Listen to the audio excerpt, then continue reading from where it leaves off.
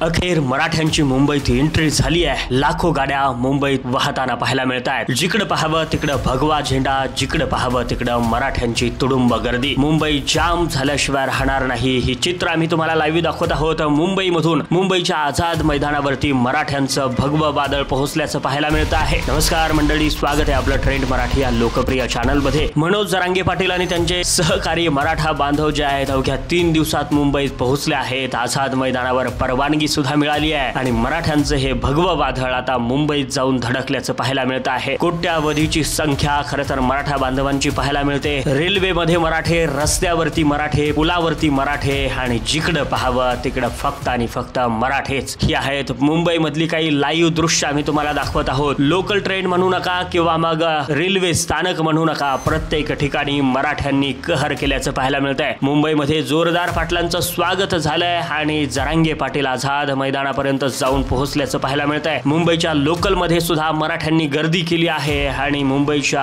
वेगवेगळ्या ब्रिजवर सुद्धा मराठ्यांनी गर्दी केल्याचं पाहायला मिळत आहे। ही कोट्यावधीची संख्या खरं तर आता मुंबई जाम केल्याशिवाय राहणार नाही अशाच पद्धतीचं चित्र पाहायला मिळत आहे। आझाद मैदानावरून काही लाईव्ह थेट फुटेज आम्ही आपल्यापर्यंत पोहोचवण्याचं काम करत आहोत। मराठ्यांनी प्रचंड गर्दी आझाद मैदानावरती केल्याचं पाहायला मिळत आहे। हे फोटो जे आहेत ते आझाद मैदानावरचे फोटो आहेत आणि मराठा बांधव एकजुटीनं खरं तर एक दिलानं मुंबईमध्ये पोहोचलाय। मराठा आरक्षण घेऊनच जाणार आहे अशा पद्धतीचा निर्धार सुद्धा मराठा बांधवांनी केला आहे। 1 दिवसाची परवानगी आझाद मैदानावर मिळाली आहे। आता पुढे काय घडामोडी घडणार आहेत हे सुद्धा पाहणं तितकंच महत्त्वाचं असणार आहे। मात्र कोट्यावधीच्या संख्येनं मराठा बांधव मुंबईमध्ये शिरला आहे आणि अजूनही मुंबईच्या दिशेनं मराठे जाताना पाहायला मिळत आहे। कुठूनही घुसा मात्र मुंबईत दिसा ही जी मोहीम आहे तर ती मोहीम राबवल्याचं पाहायला मिळत आहे आणि मराठा बांधव ज्याच्या त्याच्या परीनं जसं जमल तसं मुंबईमध्ये घुसताना पाहायला मिळतो आहे। आता मराठा आरक्षण घेतल्याशिवाय परतायचं नाही अशा पद्धतीचा निर्धारच जणू मराठ्यांनी केला आहे आणि हे लाईव्ह फुटेज आम्ही मुंबई मधली मराठा बांधवांची आपल्याला पोहोचवण्याचं काम करत आहोत। लोकल ट्रेन म्हणू नका किंवा मग